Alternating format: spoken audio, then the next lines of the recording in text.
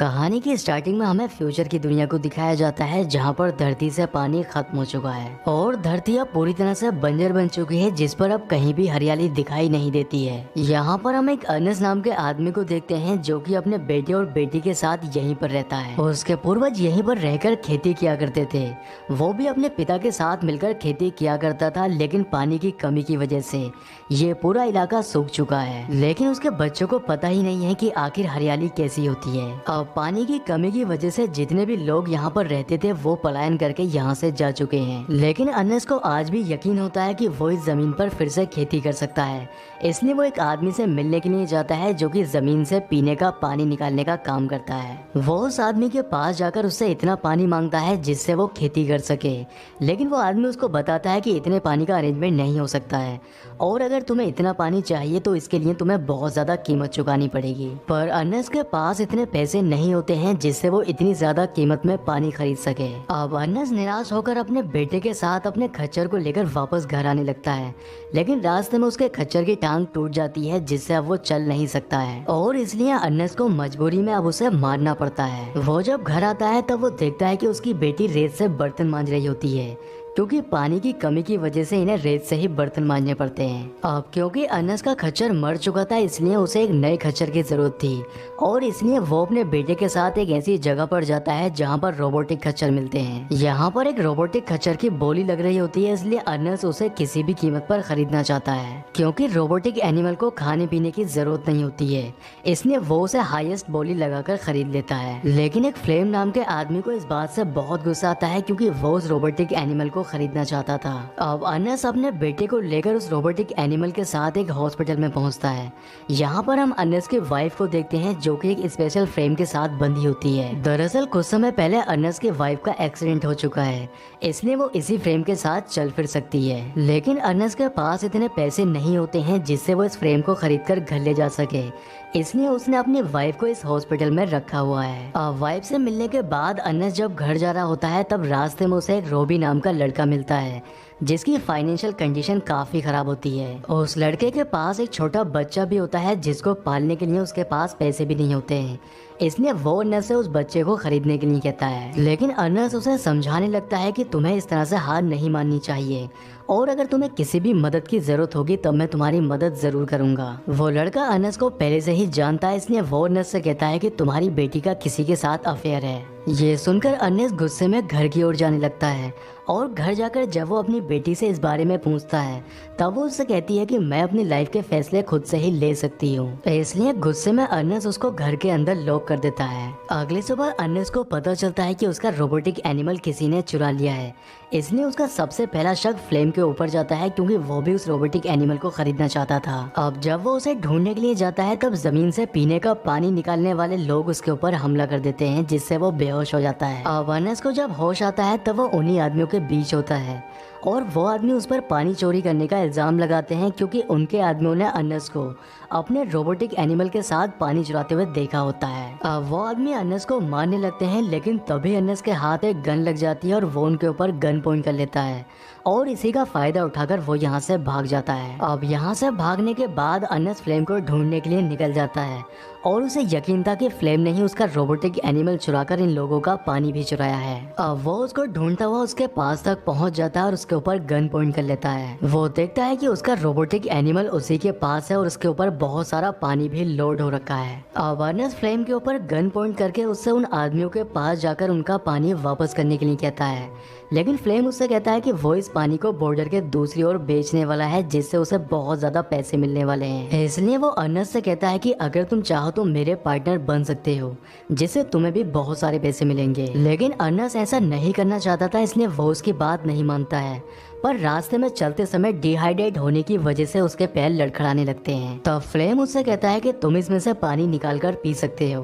अब अनस उसमें से पानी की एक बोतल निकालकर पी लेता है, लेकिन इसके बाद भी अनस उसकी डील को एक्सेप्ट नहीं करता, इसलिए मौका देकर फ्लेम उसके पत्थर मार देता है जिससे उसकी मौत हो जाती है। अब फ्लेम उसकी मौत को इस तरह से दिखाना चाहता है जैसे कि उसकी मौत रोबोटिक एनिमल की वजह से हुई है। अब इसके बाद वो अनस के घर जाता है और यहाँ पर हमें पता चलता है कि उसकी बेटी का बॉयफ्रेंड बॉयफ्रेंड कोई और नहीं बल्कि फ्लेम ही होता है। अर्नेस्ट की बेटी अपना घर छोड़कर फ्लेम के साथ यहाँ से चली जाती है। दूसरी ओर हमें अर्नेस्ट के बेटे को दिखाया जाता है, जिसको जब ये पता चलता है कि उसका पिता सुबह से घर नहीं आया है, इसलिए वो अपने पिता को ढूंढने के लिए निकल जाता है। वो अपने पिता को ढूंढता हुआ एक जगह पर पहुंचता है जहां पर उसे अपना रोबोटिक एनिमल मिल जाता है, जिसके अंदर पानी की कुछ बोतल होती हैं। वो उस पानी को लेकर वाटर सप्लायर के पास जाता है और उसे बताने लगता है कि उसके पिता ने पानी की चोरी नहीं की है, जिससे वाटर सप्लायर को भी इस बात पर यकीन हो जाता है। फ्लेम ने अर्नेस्ट की मौत को इस तरह से दिखाया था जिससे सभी को ऐसा लगे कि उसको रोबोटिक एनिमल ने मारा है, इसलिए उसका बेटा रोबोटिक एनिमल को घर लाकर तोड़ने लगता है, क्योंकि उसको ऐसा लगता है कि इसी की वजह से उसके पिता की मौत हुई है। लेकिन तभी यहाँ पर फ्लेम आ जाता है और उसे समझाने लगता है कि तुम्हें हिम्मत नहीं हारनी चाहिए। वो उसके सामने बहुत अच्छा बनने का नाटक करता है।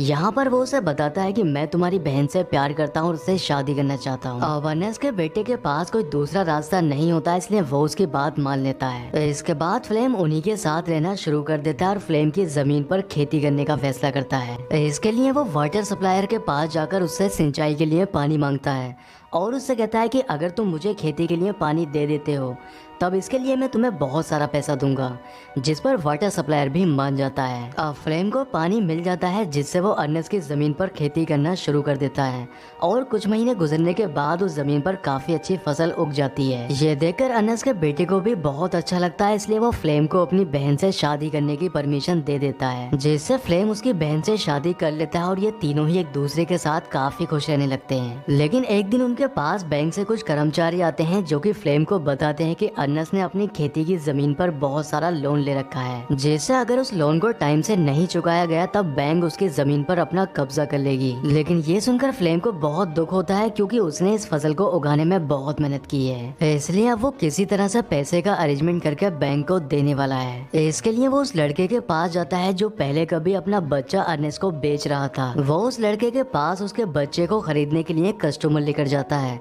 इसलिए वो लड़का भी अपनी वाइफ को बिना बताए अपने बच्चे को उस कस्टमर को बेच देता है। अब बच्चा बेचकर उस लड़के को जो पैसे मिलते हैं, फ्लेम उन पैसों को छीन लेता है और उस लड़के के गोली मार देता है।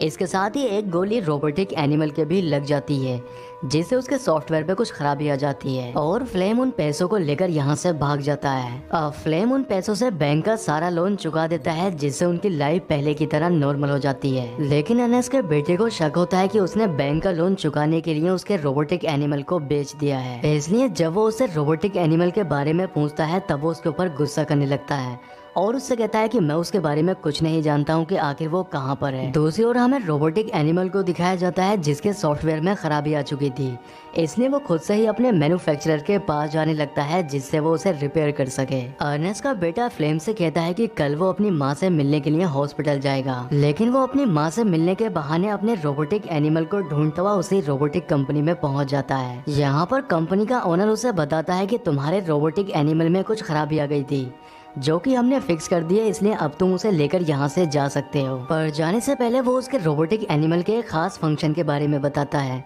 वो उससे कहता है कि तुम्हारा ये रोबोटिक एनिमल कुछ फुटेज को रिकॉर्ड कर सकता है। अर्नेस्ट का बेटा जब उसके द्वारा रिकॉर्ड की गई फुटेज को चेक करने लगता है तब उसे पता चल जाता है कि उसके पिता को इस रोबोटिक एनिमल ने नहीं बल्कि फ्लेम ने मारा है। इसके साथ ही उसे ये भी पता चल जाता है कि पैसे के लिए उस रोबी नाम के लड़के को भी फ्लेम ने ही मारा है। इसलिए घर आकर वो उससे अपने पिता की मौत के बारे में पूछने लगता है, लेकिन फ्लेम उसके सामने अनजान बनने का नाटक करता है और उसे कुछ भी नहीं बताता है। लेकिन जब वो उससे कहता है कि तुम्हें रोबी ने याद किया है, ये सुनकर वो काफी हैरान हो जाता है और उसे यकीन नहीं आता है कि रोबी आखिर जिंदा कैसे हो सकता है, क्योंकि रोबी को उसने अपने ही हाथों से मारा था। अगले दिन फ्लेम के पास रोबी का एक लेटर आता है जिसमें लिखा था कि वो बहुत परेशान है और उसे फ्लेम की मदद की जरूरत है। वो उसे एक जगह पर मिलने के लिए बुलाता है, इसलिए फ्लेम उससे मिलने के लिए उसी एड्रेस पर पहुंच जाता है। लेकिन ये जगह इतनी बेहद होती है कि उसका पैर एक पत्थर से टकराता है, जिससे वो एक खाई में जाकर गिरता है। अब यहाँ पर अर्नेस्ट का बेटा आता है, जिसे देखकर फ्लेम समझ जाता है कि वो लेटर रोबी ने नहीं